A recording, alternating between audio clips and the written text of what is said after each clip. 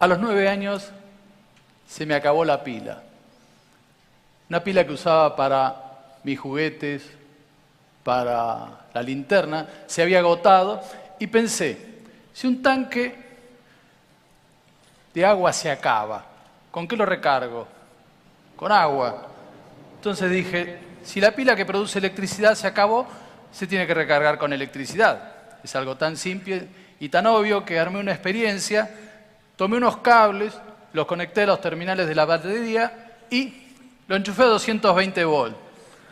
Bueno, la reacción fue inmediata, yo estaba manipulando los cables, tuve un shock eléctrico, la instalación colapsó, no había disyuntor, termomagnética, los fusibles saltaron y el experimento tomó estado público, o sea que mis padres se dieron cuenta de lo que pasaba. Bueno, podrían haberme acompañado en mis experiencias, decir, bueno, mirá, tenés que tener más cuidado, no hagas nada sin el acompañamiento de un adulto, algo por el estilo, pero, digamos, la reacción inmediata fue prohibir absolutamente todo experimento que pudiera poner en peligro mi vida y la propiedad, o sea, la casa. Resultado de eso fue el inmediato pase a la clandestinidad. O sea, desde la marginalidad empecé a seguir con experimentos. Entre ellos, por ejemplo, hice un automóvil pequeño con el Mecano, con un motor de tocadiscos. Tocadisco, una suerte de MP3 de la época que reproducía discos de pasta y vinilo. Tenía la particularidad que no tenía baterías, había que enchufarlo. Entonces mi auto era un auto que tenía mucho de móvil, pero poco de auto, porque tenía la autonomía del cable hasta donde estaba enchufado. Con esa intención de ir creciendo en esas fronteras, empecé a agregarle cable. No tenía dinero para comprar un cable de 30 o 40 metros, iba juntando los pedazos que encontraba por ahí, pegados con cinta, y ese cordón umbilical fue creciendo en una forma precaria hasta que se produjo lo que tenía que pasar. O sea, se prendió fuego toda la instalación y volvieron a aparecer mis padres en escena y el aparato desapareció. Nunca más lo vi en mi vida, ni siquiera de grande. El asunto es que, bueno, continué las experiencias o sea, la casa lo permitía, había un fondo muy distante, el jardín estaba muy lejos, en una terraza de varios pisos arriba, y las explosiones o tiros que a veces se producían no eran, digamos, tomados en cuenta. A los 15 años ya en el colegio, la propuesta fue de la escuela que veía mis inquietudes, me dijo, ¿por qué no armás un club de ciencias? Entonces, bueno, le pedí a mis compañeros que trajeran algunos aparatos de las casas, empezamos a fabricar cosas, hicimos unos teléfonos de campaña, hasta que decidimos hacer un auto a reacción, un pequeño auto a reacción, que iba a ser propulsado con lo que habíamos descubierto la pólvora. O sea, ¿qué significa eso? Sabíamos cómo hacerla. El asunto es que los componentes no los conseguíamos en una armería, sino que íbamos a las farmacias. Entonces había una farmacia que nos vendía unas pastillas de clorato de potasio que eran para suavizar la garganta en esa época. Íbamos a otra farmacia, obviamente no comprábamos en la misma, porque si no el farmacéutico va a hacer switch y dice, estos chicos están haciendo algo raro. Bueno, compramos el azufre que era para, no sé, para la tortícolis o algo por el estilo, juntábamos todas las piezas y ese auto iba cada vez mejorando su performance. Hasta que en una de esas pruebas, donde queríamos aumentar la velocidad de salida de los gases, se tapó el caño de salida y el auto explotó. Explotó con consecuencia de una serie de heridos leves. Al día siguiente varios volvimos a la escuela con los ojos tapados. Eso fue el fin también de lo que fue el Club de Ciencias. Al año siguiente, ya a los 16 años, decido empezar ingeniería, empiezo a hacer el curso de ingreso y dije, bueno, me voy a encontrar con la posibilidad ahora de entrar a una institución, una facultad, una universidad que me va a dar el paraguas, digamos, académico, la contención para poder seguir realizando esos experimentos, digamos, satisfacer mi curiosidad y mi inquietud. Bueno, muy por el contrario, me encontré con una cuestión de lo más formal, abstracta, que de ninguna manera me permitía a mí tomar contacto con esa realidad. Si quería ver cómo funcionaba el motor de un auto, tenía que ir a un libro, me acuerdo era un manual, no sé, de máquinas térmicas, con unos esquemas, unas curvas de rendimiento, y nunca, les puedo asegurar, nunca tuve en contacto en una facultad de tecnología, tuve en mi mano una herramienta para poder desarmar un motor o tocar algo. Bueno, el asunto es que la parte de arte siempre la tuve de alguna forma. Mientras estudiaba ingeniería, mis primeros trabajos eran unas esculturas, unas tallas en madera que vendía y era artesano también.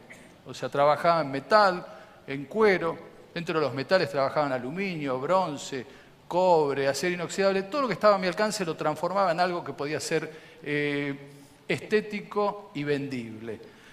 El asunto es que yo considero que siempre, de alguna forma, en la historia de la humanidad estuvo esa conjunción de toda esa tecnología, esa forma de expresarse utilizando las herramientas disponibles del momento. Acá vemos una pintura rupestre. Estas pinturas que nuestros ancestros plasmaron en las rocas hace 10.000, 20.000 o 30.000 años y que de alguna forma permanecen hasta ahora, y uno se pregunta cómo es que esas pinturas pudieron ser realizadas en ese momento. Utilizaron todo lo que tenían al alcance de su mano, el reino vegetal, el animal, el mineral, y no lo aplicaron directamente, sino que hay un proceso muy sofisticado. Se han emulado las técnicas para obtener estas pinturas. También la aplicación, ahí vemos que la mano ha sido usada como un patrón, como un stencil, y hay una aplicación como si fuera con aerógrafo, tratando de impulsar esa pintura con distintas formas. Acá ya más hacia nuestra época vemos esta pirámide en México, que es la pirámide de Chichén Itzá, que considero que es el paradigma de lo que sería el encuentro de diferentes disciplinas. Ahí los científicos de la época, los astrónomos, tenían un conocimiento tan acabado de lo que era el funcionamiento del sistema que aún hoy podemos ver en los equinoccios un juego de luces y sombras que representa una serpiente bajando de la cúspide de esa pirámide. Esa serpiente que también junta lo social y lo religioso, mostrando que va a bajar en esos momentos para bendecir esos cultivos, esa necesidad que tenía ese pueblo para alimentarse. Muchos me preguntan también cómo fue que yo entré en la parte del arte. Bueno, si bien considero que nunca estuvo disociado, sí tuve una aparición tal vez formal en la parte del arte.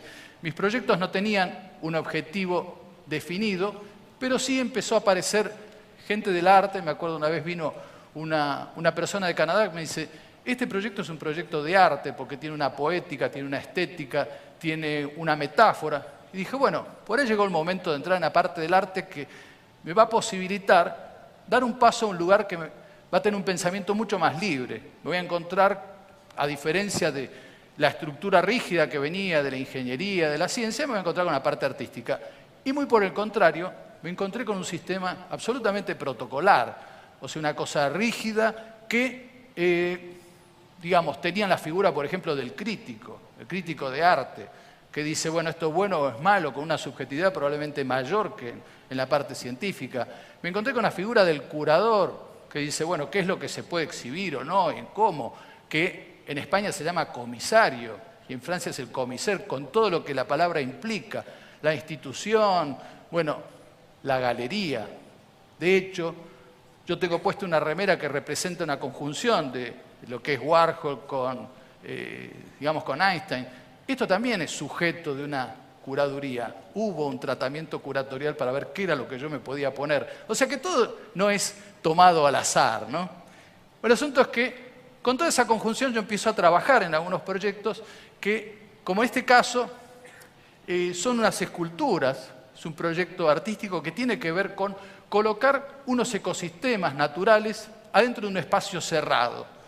O sea, ese espacio totalmente sellado tiene un objetivo, que es que nosotros nos hagamos preguntas. ¿Qué preguntas nos podemos hacer si encontramos que un lugar está totalmente cerrado con organismos vivos? Bueno, la pregunta es, ¿cómo pueden esos elementos, esos organismos pueden sobrevivir si están encerrados? Entonces, esto en una escala infinitesimal es como nuestro planeta. La misma pregunta nos podemos hacer nosotros. Estamos encerrados acá, en este espacio, en este planeta. ¿Cómo es que hacemos para respirar? ¿De dónde sale el oxígeno? ¿Tenemos una conexión con el espacio exterior? Bueno, la realidad es que nos tenemos que arreglar nosotros. O sea, si bien el planeta aparece como algo infinito porque salimos y a escala humana es de una dimensión que nos supera, de alguna forma todos estos elementos tienen como objetivo mostrarnos la fragilidad del planeta. Ese planeta que, digamos, lo podemos mostrar con ese formato en distintos lugares. Puede ser una galería de arte, puede ser un espacio público, bueno, distintos lugares. Ahora le voy a mostrar esta pequeña que está acá. Esta es una biosfera que tiene 7,5 centímetros de diámetro. Es muy pequeña, como lo pueden apreciar, y el objetivo es que entre en la palma de la mano, con la idea de que el mundo está en manos de cada uno de nosotros. Ahora estas se entregan a formadores de opinión. Esos formadores de opinión, esos tomadores de decisión, que sabiendo que si bien el mundo está en manos de cada uno de nosotros, hay quien tiene una mayor responsabilidad. En estas pequeñas también podemos hacer un estudio de lo que pasa en su interior. Acá nosotros lo valoramos por el verde que tiene, sabemos que hay vida, pero si hacemos un estudio microscópico, simplemente esto tiene un tapón de goma el cual nos permite extraer una gota de agua y hacer un estudio, aparece un mundo microscópico increíble, el cual interacciona con el resto del mundo, interacciona con lo que nosotros vemos. Todo eso que nos vemos también está ahí. ¿Y qué es lo que está pasando acá? ¿Cómo es que nosotros y este elemento puede subsistir? O sea, lo que necesita es la luz del sol, la luz que es la principal fuente de energía y de vida para nosotros en este planeta, hace que las plantas puedan producir fotosíntesis. Las plantas y también otros animales producen fotosíntesis. Acá tenemos representado el reino vegetal y el animal con dos seres de lo más primarios, una sola célula. Ambos están verdes porque producen clorofila, producto de la fotosíntesis que están realizando. En estas biosferas y en nuestro mundo se producen todos los ciclos necesarios para que todo se vaya reciclando. Tenemos el ciclo del agua, que hace que el agua se evapore, pase a otros lugares, precipite y se genere la vida y se pueda producir libremente. También tenemos el ciclo del nitrógeno y volvemos siempre a esa fotosíntesis que es fundamental. El proyecto también tiene una parte educativa en donde los chicos pueden realizar su propia biosfera, hacer su propio diseño y seguir la evolución de esos elementos. Acá hay otro proyecto que me interesa y tiene que ver con cambio climático. El proyecto se llama Proyecto Utopía y es una convocatoria a artistas que realizo en forma internacional para que presenten proyectos en relación al cambio climático que puedan ser una solución, aunque sea totalmente alocada, imposible. Por eso el proyecto se llama Utopía. Y estos son 3 molinos que instalé este año en el Glaciar Buenos Aires, en la base Esperanza, la base Argentina Esperanza, con el objetivo de enfriar el glaciar. O sea, el glaciar tardó millones de años en formarse, ahora se está descongelando y algo tenemos que hacer. Entonces este proyecto se llama Don Quijote contra el cambio climático. O sea, así como Don Quijote luchó contra esos molinos pensando que eran unos seres extraños, alienígenas que venían a invadir la región de La Mancha, estos molinos tratan de mostrar cómo nosotros de alguna forma tenemos que luchar contra la adversidad y decir, bueno, algo debemos hacer.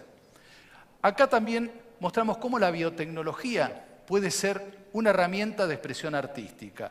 En este caso, esos puntos representan lugares donde la idea es colocar una serie de cultivos neuronales que van a estar interconectados a través de Internet y que van a censar esos cultivos, el entorno, van a transformar ese entorno, esas sensaciones en impulsos eléctricos que van a viajar a través de la web y van a formar una red neuronal universal de la cual vamos a poder extraer estas ondas cerebrales. Y esa red neuronal, de alguna forma, va a tratar de representar alguna forma en que los seres humanos estemos conectados y no sabemos exactamente cómo.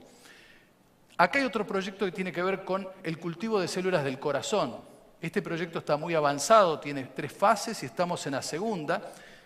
El objetivo de este proyecto es armar un organismo semivivo que pueda permanecer para siempre. El proyecto se llama Inmortalidad y durante unos años, 2 años, ha trabajado específicamente en estas células, que son unas células de un carcinoma de ratón, que tienen la propiedad de no contar en su ADN con la cláusula del envejecimiento. ¿Eso qué significa?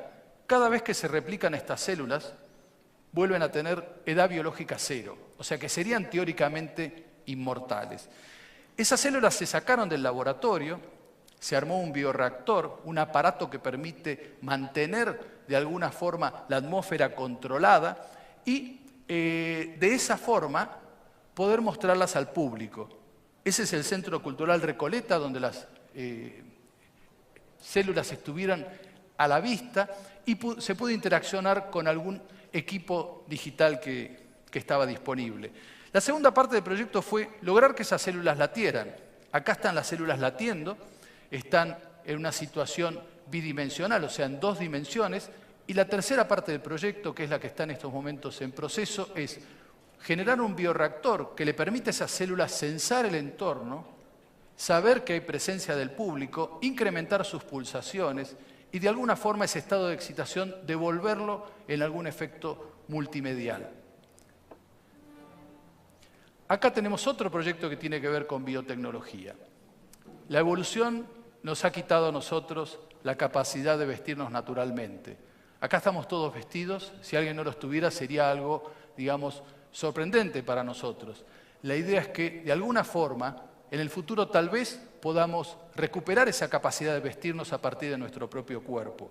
Está programado para mediados del año próximo una performance en donde yo voy a donar parte de mi tejido epitelial para que se empiece a realizar un cultivo con un formato de prenda, marcando el hito de lo que podría ser esa posibilidad de volver a vestirnos a través de nuestro propio cuerpo.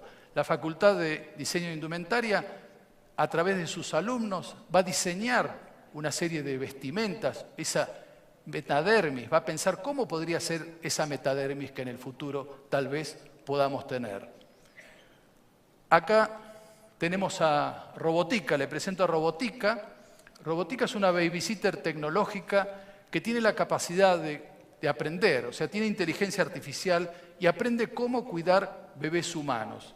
Vamos a hacer una performance también con Robotica y bebés reales para marcar el comienzo de esa posibilidad en que Robotica en el futuro se convierta en una suerte de arca galáctica, o sea, un ser que va a llevar en su seno embriones congelados a distintos rincones del universo para garantizar la supervivencia del ser humano. Allí donde encuentre un lugar adecuado va a empezar el desarrollo.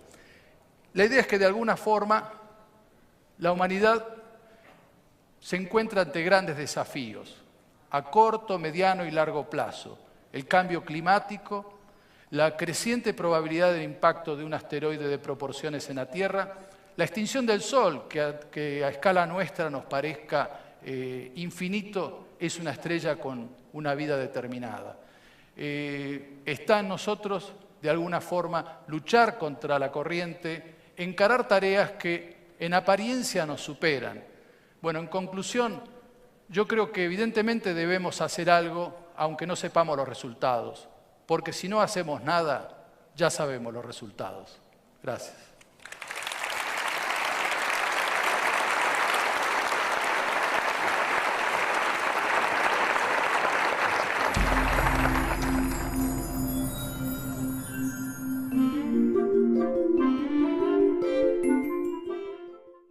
La batería y lo enchufé a 220 volts. Bueno, la reacción fue inmediata, yo estaba manipulando los cables, tuve un shock eléctrico, la instalación colapsó, no había disyuntor, termomagnética, los fusibles saltaron y el experimento tomó estado público, o sea que mis padres se dieron cuenta de lo que pasaba. Bueno, podrían haberme acompañado en mis experiencias, decir, bueno, mirá, tenés que tener más cuidado, no hagas nada sin el acompañamiento.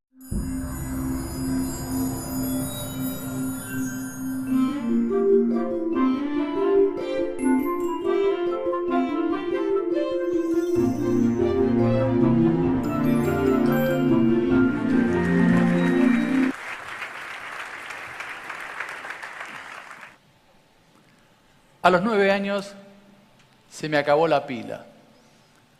Una pila que usaba de un adulto, algo por el estilo, pero digamos, la reacción inmediata fue prohibir absolutamente todo experimento que pudiera poner en peligro mi vida y la propiedad, o sea, la casa. Resultado de eso fue el inmediato pase a la clandestinidad. O sea, desde la marginalidad empecé a seguir con experimentos. Entre ellos, por ejemplo, hice un automóvil pequeño con el Mecano, con un motor de tocadiscos para mis juguetes, para la linterna, se había agotado y pensé, si un tanque de agua se acaba, ¿con qué lo recargo? Con agua. Entonces dije, si la pila que produce electricidad se acabó, se tiene que recargar con electricidad. Es algo tan simple y tan obvio que armé una experiencia, tomé unos cables, los conecté a los terminales de discos. Tocadiscos, una suerte de MP3 de la época que reproducía discos de pasta y vinilo, tenía la particularidad que no tenía baterías, había que enchufarlo. Entonces mi auto era un auto que tenía mucho de móvil, pero poco de auto, porque tenía la autonomía del cable hasta donde estaba enchufado.